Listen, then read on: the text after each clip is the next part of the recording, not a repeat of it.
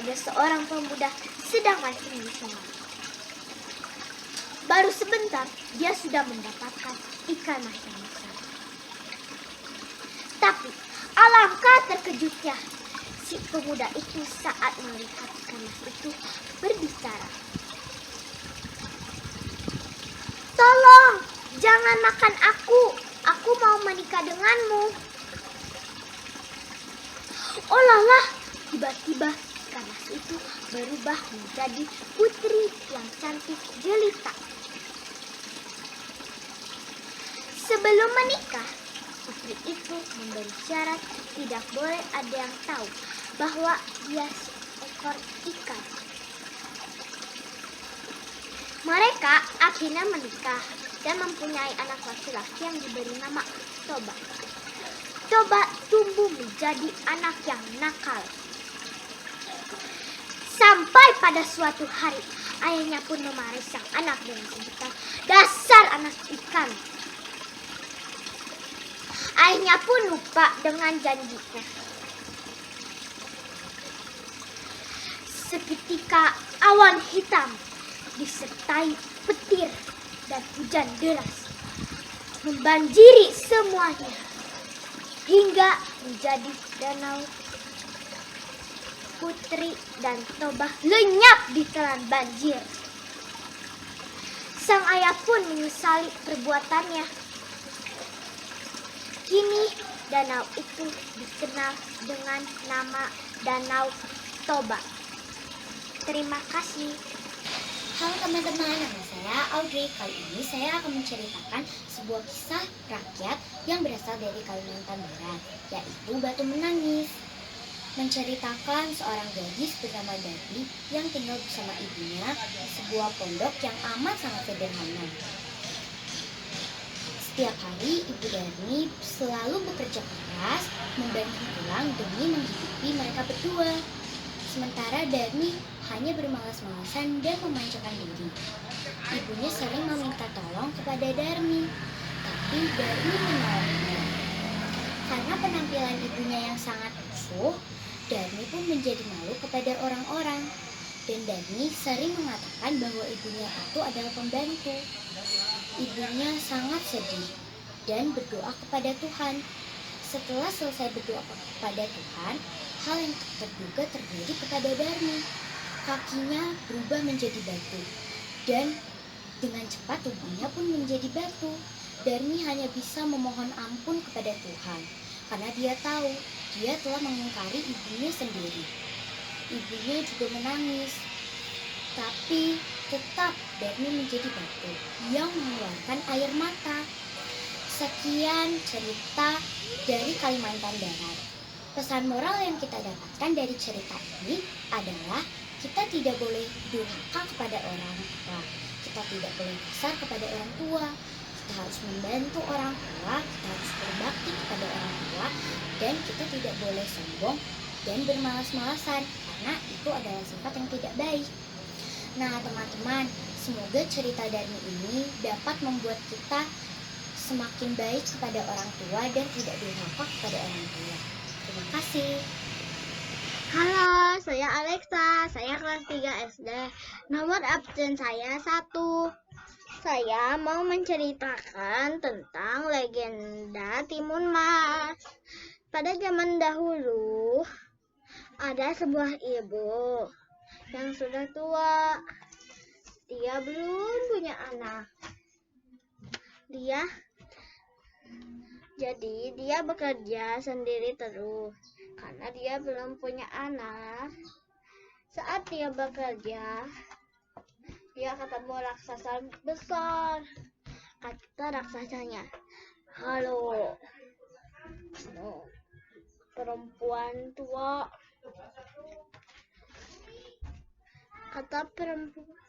Kata ibunya, "Boleh saya minta kayu, raksasa?" "Tidak boleh, asalkan serahkan anakmu kepada aku," kata raksasanya. Kata ibunya, "Aku tidak punya anak." Kata raksasanya, "Baiklah, aku akan mengasihi kamu sesuatu."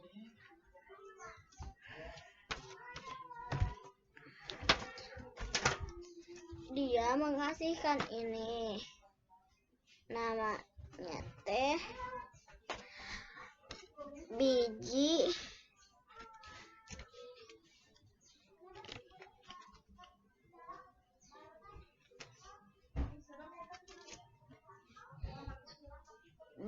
timun. Raksasa bilang, ini biji timun untuk kamu. Salah satu timun ini ada yang berwarna emas. Kamu harus memasaknya. Kamu harus menanamnya setiap hari. Dan kalau sudah 2 bulan, cabut timun-timun itu. Dan di dalamnya akan ada anak. Kamu harus memberi makannya dengan baik dan jangan lupa kalau udah 6 tahun anaknya akan kumakan dan berikan kepadaku. Terus dia pulang untuk menanam biji timunnya. Saat udah 2 bulan timunnya. Saat udah 2 bulan timun itu sudah besar.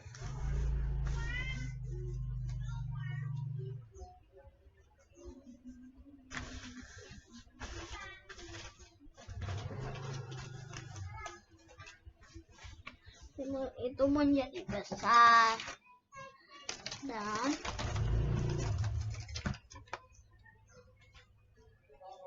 ibu itu petik satu timun yang berwarna emas. Saat dia buka, ternyata dalamnya ada bayi kecil yang sedang melengek-lengek. Ibu itu pun senang. Saat bayi itu udah besar,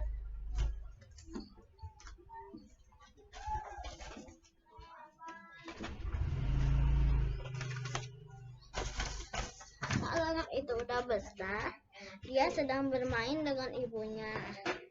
Tiba-tiba datang raksasa besar untuk mengambil anaknya. Kata ibunya,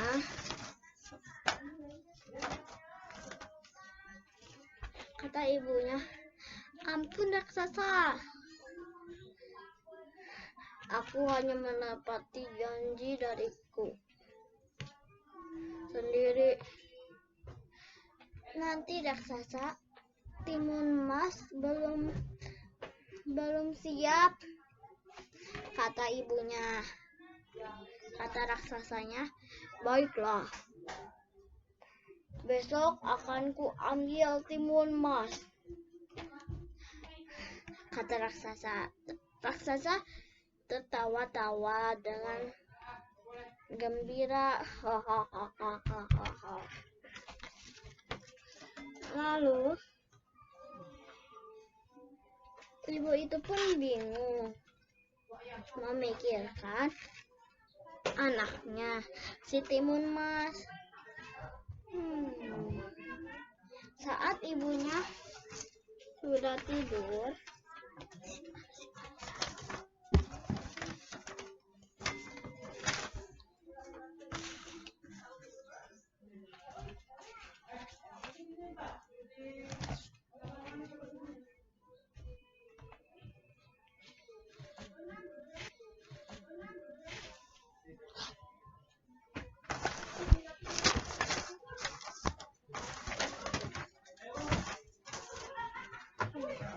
saat ibunya tidur, dia mimpi seseorang yang bilang kepada dia, tolong panggilkan anakmu si timun emas. Suruh dia bawa garam, terasi, jarum, dan mentimun, kata orangnya. Lalu ibu itu pun menyuruh si timun mas pergi. Lalu saat di perjalanan ia bertemu dengan si raksasa.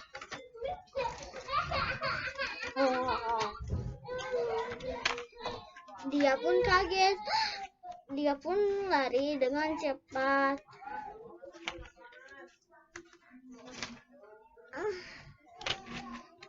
Raksasa itu hampir menyusulnya. Pertama dia melempar biji timun ke raksasa. Raksasa itu terikat. Oh, tolong aku terikat. Tapi raksasa itu masih bisa lari. Lalu anak itu pun lari.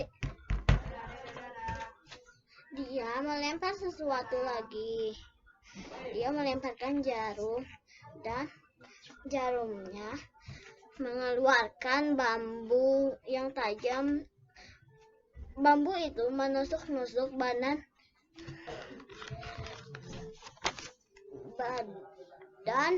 raksasa itu. Lalu raksasa itu masih bisa lolos. Anak itu lari lagi. Dia melempar garam dan keluarlah sungai.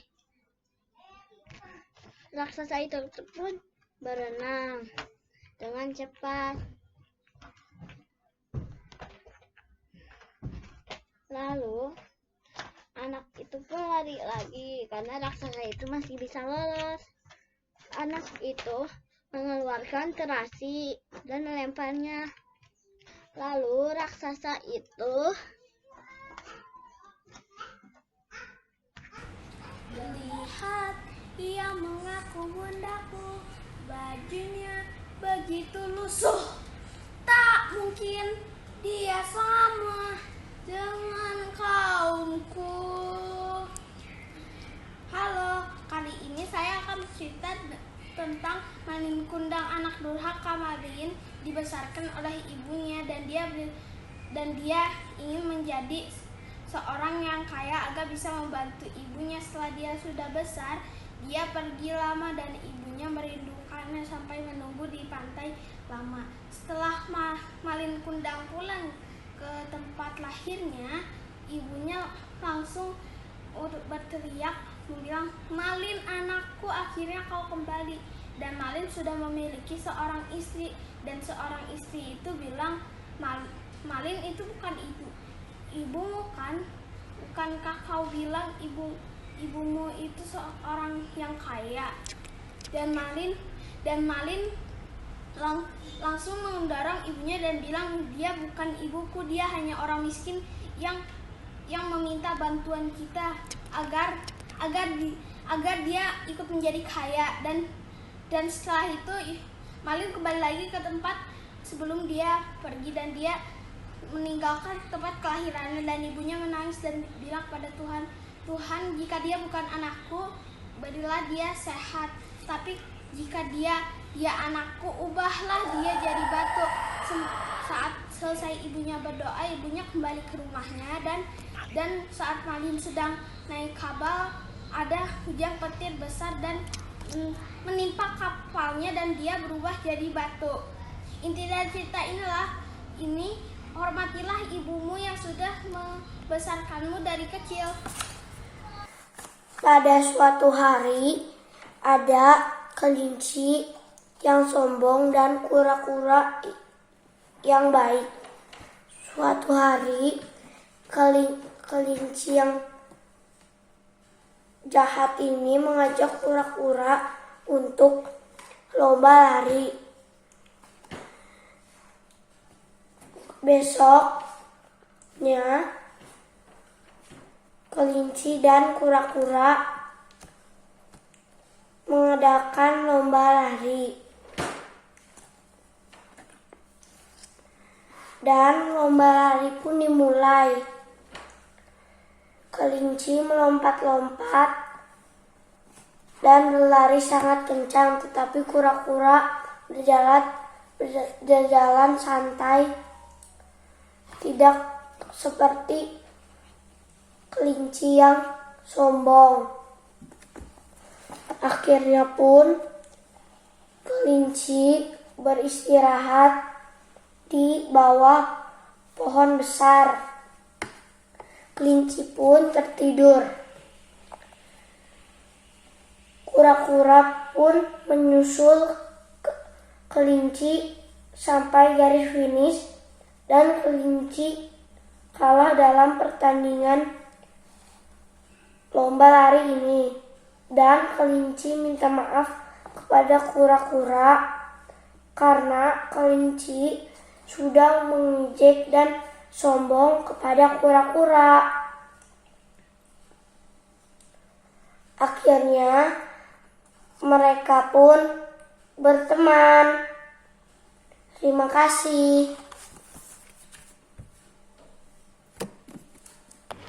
Pada suatu hari ada pria bernama Maling Kundang. Ia tinggal di desa miskin dengan ibunya. Lalu Maling Kundang ingin bekerja di kota.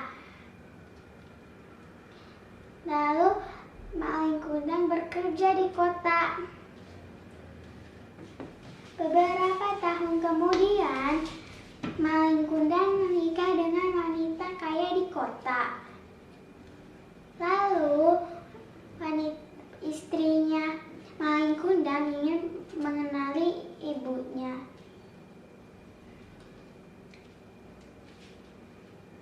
Lalu Maling Kundang pulang dengan perahu dengan istrinya. Lalu ibunya datang, "Ini anakku, kamu apa kabar saya di sana? Kamu siapa?" Lalu ibunya pulang dengan hati yang sedih. Kebesokan harinya, lalu ibunya melihat Maling Kundang menjadi batu. Terima kasih ya. Halo, nama saya Maria Helena Yanita dari kelas 3 SD. Hari ini saya akan bercerita tentang Maling Kundang. Di sebuah pulau yang jauh ada seorang ibu dan satu anak yang bernama Maling Kundang. Dia tuh lincah banget. Dia bisa berlari-lari, dia bisa memanjati pohon, dan lain-lainnya. Hingga dia terjatuh di sebuah batu. Dan bertambah hari, bertambah bulan, bertambah tahun, Maling Kundang pun cepat dewasa. Ibunya yang sangat tua bilang ke Maling Kundang pun berpikir,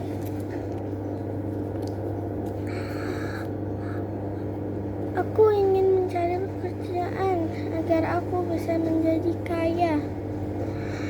Aku ingin berkenan seperti ayahku."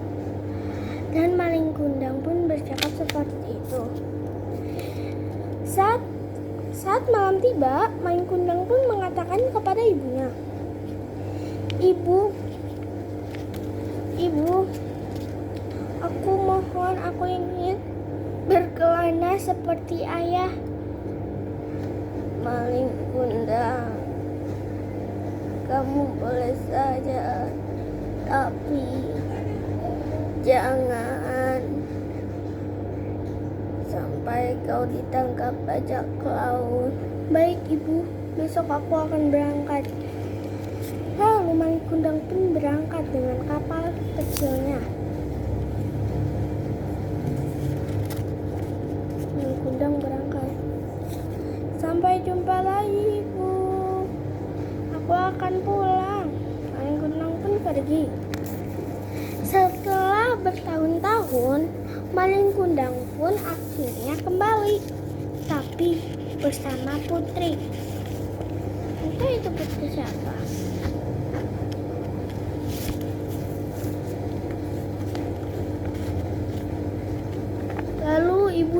yang kaget melihat maling kundang langsung memanggil maling kundang. Hai, hai maling kundang, anakku. Putri ini pun bercakap, siapa itu? Kok dia tahu nama kamu? Dia tahu tuh. Maling kundang, ini ibu. Dan maling kundang sama putri pun langsung turun.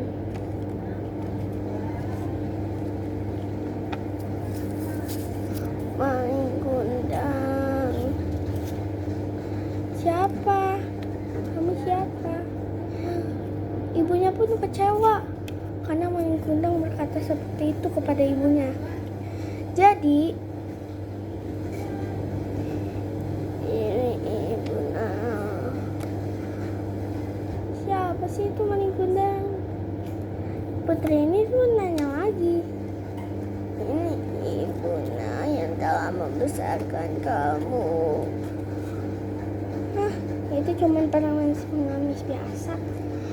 Dengan penjajah-penjajahnya yang ada di kapalnya, maling kundang pun mencuru untuk menyingkirkannya dari hadapannya. Dan sambil ia berjalan sama putrinya,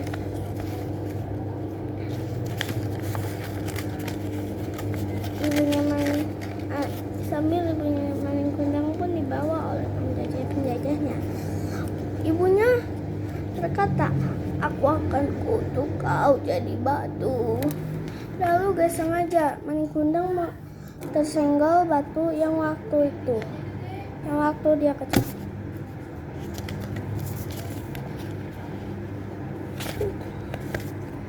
Dia pun membungkuk kayak gini dan dia merasa badannya itu mulai kaku. Lalu maling kundang pun menyadari itu adalah kutukan dari ibunya, dan maling kundang pun menjadi batu.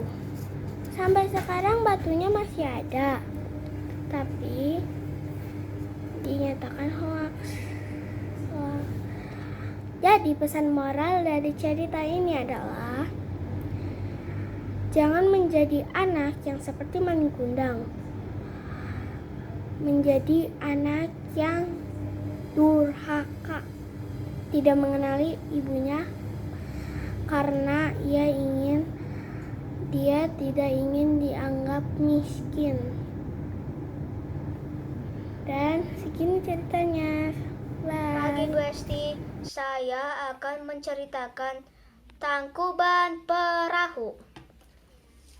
Pada zaman dahulu kala, di sebuah kerajaan di Jawa Barat, hiduplah seorang putri raja yang cantik jelita, bernama Dayang Sumbi. Suatu hari, ketika sedang menenun, benang tenunnya menggelinding keluar rumah.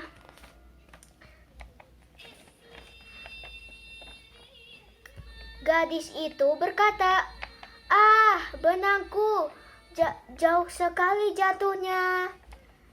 Siapapun yang mengambilnya benang tenunku, kalau ia perempuan, akan kuangkat sebagai saudara. Kalau laki-laki, ia akan menjadi suamiku. Tiba-tiba datanglah seekor anjing yang membawa benang miliknya. Anjing tersebut bernama Si Tumang. Mereka pun menikah. Waktu berlalu, Dayang Sumbi melahirkan seorang anak laki-laki yang tampan yang diberi nama Sangkuriang. Suatu hari, Dayang Sumbi menyuruh Sangkuriang berburu mencari hati Kijang. Sangkuriang pun berangkat ke hutan ditemani oleh Tumang.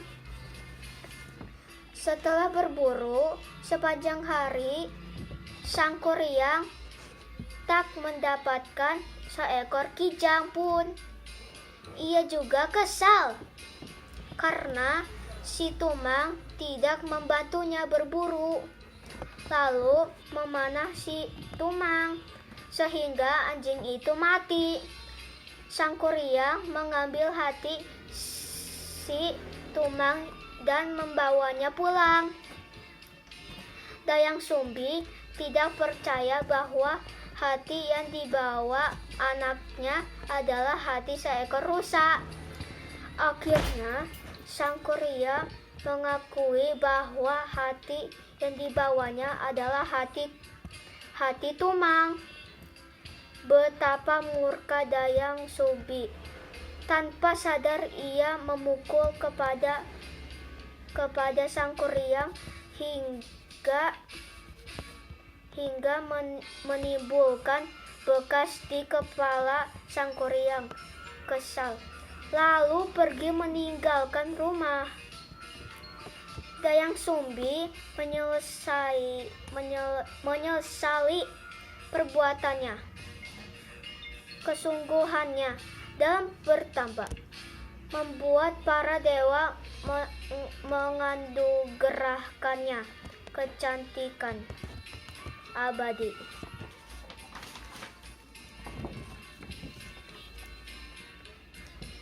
Sang Kuryang tumbuh menjadi pemuda yang tampan dan gagah. Suatu hari ketika sedang mengembara, ia bertemu dengan seorang gadis cantik dan mempesona. Ia adalah Dayang Sumbi. Mereka saling jatuh cinta tanpa tahu bahwa mereka adalah ibu dan anak. Sang Kuryang pun hendak memimangnya